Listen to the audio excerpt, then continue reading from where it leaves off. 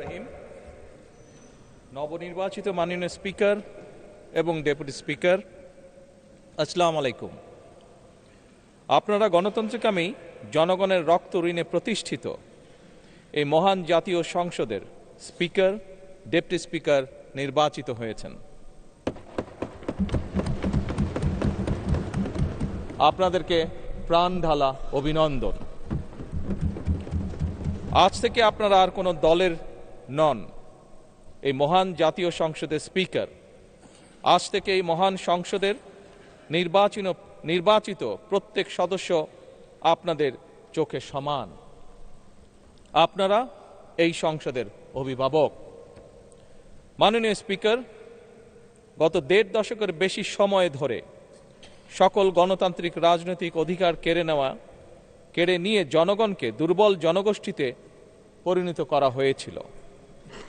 মহান জাতীয় সংসদকে মানুষের অধিকার লুণ্ঠনকারীদের ক্লাবে পরিণত করা হয়েছিল। বিগত 1.5 দশকে যারা নিজেদেরকে এমপি পরিচয় দিয়েছিল তারা কেউ জনগণের ভোটে নির্বাচিত ছিল না।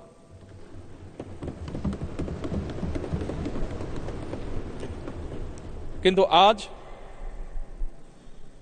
এই সংসদে জনগণের সরাসরি ভোটে নির্বাচিত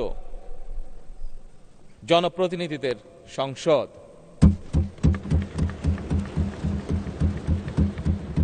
আজকের এই সংসদ বাংলাদেশের জনগণের সংসদ।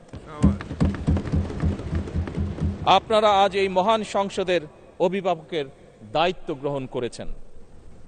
দেশের স্বাধীনতা প্রিয় গণতান্ত্রিকামী মানুষ এই সংসদের দিকে প্রত্যাশা নিয়ে তাকিয়ে রয়েছে।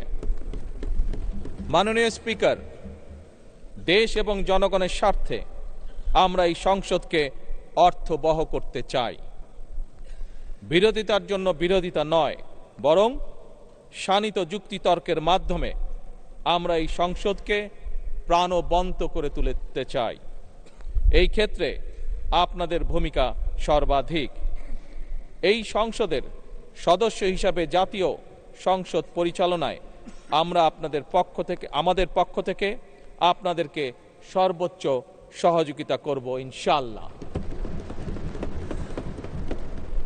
আপনাদের এই নতুন ভূমিকার জন্য সকল সংসদ সদস্যের পক্ষ থেকে আবারও আপনাদেরকে জানাই শুভেচ্ছা, অভিনন্দন এবং ধন্যবাদ। মাননীয় স্পিকার, মহান রব্বুল আলামিনের দরবারে আমরা কামনা করি এই মহান সংসদ সাফল্য কামনা করে আমার শুভেচ্ছা বক্তব্য শেষ করছি। আল্লাহ হাফেজ। বাংলাদেশ জিন্দাবাদ। ধন্যবাদ সংসদ নেতা।